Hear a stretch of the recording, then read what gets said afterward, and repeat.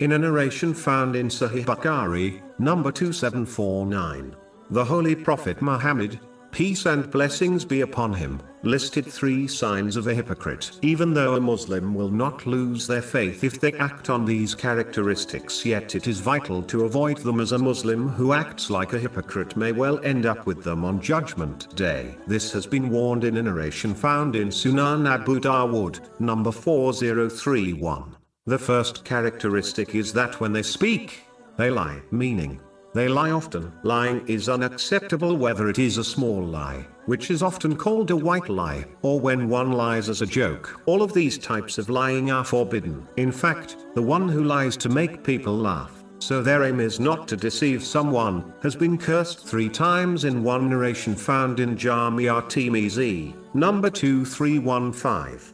Another popular lie people often speak believing it is not a sin is when they lie to children. This is undoubtedly a sin according to narrations such as the one found in Sunan Abu Dawood, number 4991. It is plain foolishness to lie to children, as they will only adopt this sinful habit from the elder who lies to them. Behaving in this manner shows children lying is acceptable when it is not acceptable according to the teachings of Islam. Only in very rare and extreme cases is lying acceptable, for example, lying in order to protect the life of an innocent person. It is vital to avoid lying, as according to one narration found in Jami' at-Tirmidhi, number 1971, it leads to other sins, such as backbiting and mocking people.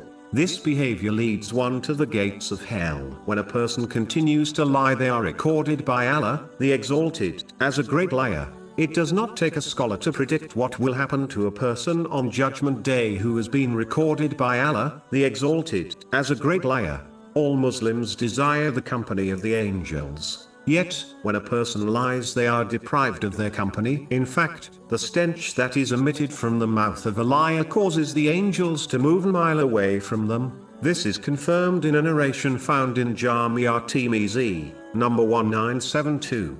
The one who persists in lying will find that it infects their intention, meaning, they begin to perform good deeds for other than to please Allah, the Exalted. This leads to a loss in reward in both worlds. In addition, it will also corrupt their actions, as physical sins become easier to do when one's tongue is addicted to lying.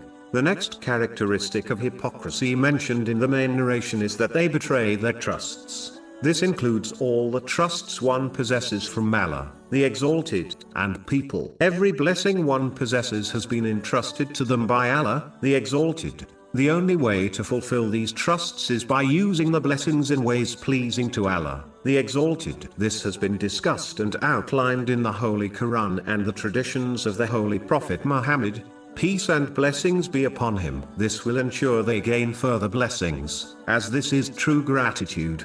Chapter 14, Ibrahim, verse 7. And remember when your Lord proclaimed, "If you are grateful, I will surely increase you in favor." The trusts between people are important to fulfill also. The one who has been entrusted with someone else's belongings should not misuse them and only use them according to the wishes of the owner. One of the greatest trusts between people is keeping conversations secret, unless there is some obvious benefit in informing others. Unfortunately, this is often overlooked amongst Muslims. One must treat the trusts between them and people in a way they desire others to treat the trusts that are between them. In addition, these trusts include the people under one's care, such as dependents. A Muslim must strive to fulfill these trusts by fulfilling the rights of these people according to the teachings of Islam. For example, it is a duty on a parent to encourage their children to learn, understand and act on the teachings of the Holy Quran and the traditions of the Holy Prophet Muhammad, peace and blessings be upon him.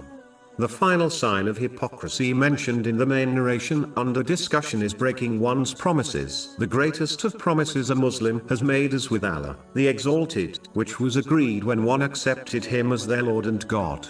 This involves fulfilling his commands, refraining from his prohibitions and facing destiny with patience according to the traditions of the Holy Prophet Muhammad, peace and blessings be upon him.